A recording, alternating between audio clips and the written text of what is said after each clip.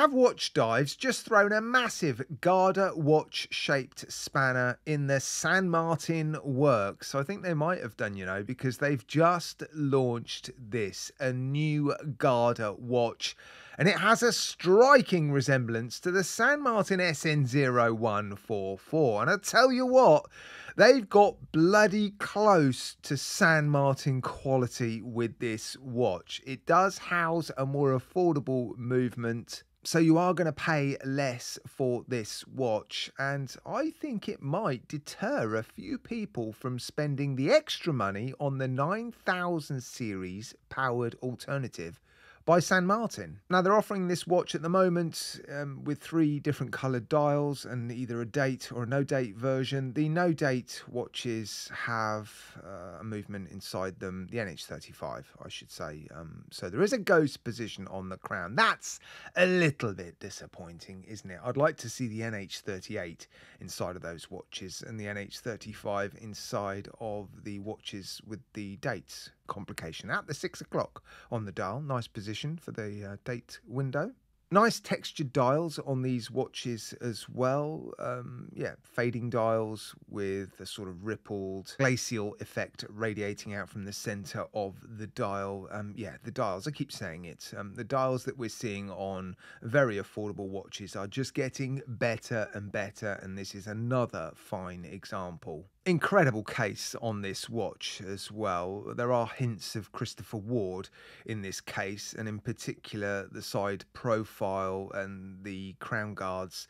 They just remind me of the light catcher cases from Christopher Ward. A little bit thicker, a little bit chunkier sort of profile than you would see on Christopher Ward watches, but yeah, a very similar looking case to the SN0144s, and the finishing, these are their best finished watches. I think they have different tiers of finishing. Their older watches are not as refined and not as well finished as their more recent watches, and with this being their most recent watch, I do think it is their best finished watch.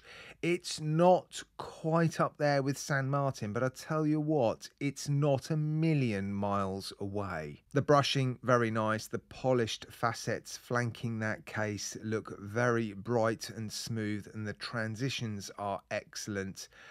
Yeah, to the naked eye, it's close to the San Martin for sure. And just look at that bezel. Very, very simple. But when bezels like this are finished as well as this, it makes a real statement, doesn't it? It really does catch the eye. Lots of light play from this watch. And yeah, the bezel finishing is also very, very nice. End links fit nicely as well. Female end links, that's something the San Martin doesn't have. The San Martin has male end links, and that has been one of the things that reviewers and buyers or potential buyers have complained about. So yeah, they've countered that by giving this particular watch female end links. This is a smaller watch, having said that, so perhaps not quite the need for female end links, but yeah, then moving down you'll see the bracelet, fairly standard 3-link bracelets, brushing on top, polishing down the sides, brushed underneath, a mix of screw pins and split pins. That's an odd decision, isn't it? Would have liked to have seen screw pins throughout. The clasp is nice, it's fairly simple. You don't have an on-the-fly adjustment system, but you've got plenty of micro adjustments, milled inner elements. The outer shell, very nicely finished, flanked again by a couple of polished facets. Nice logo, they've mixed up their logo recently.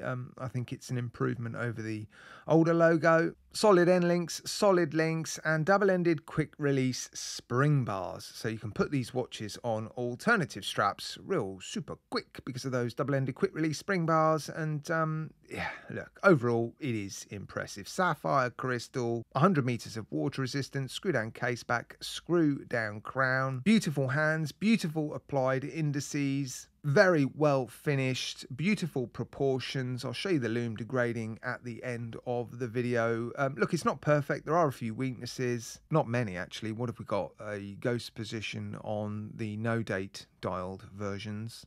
I think the choice of crystal has meant that the watch sits perhaps a touch higher off the wrist than most people would like. I think it would have been good if they just tried to bring the thickness down a little bit. Incredible piece of crystal, by the way. Double domed sapphire crystal as well. What else have we got? Split pins instead of screw pins. No on the fly adjustment system.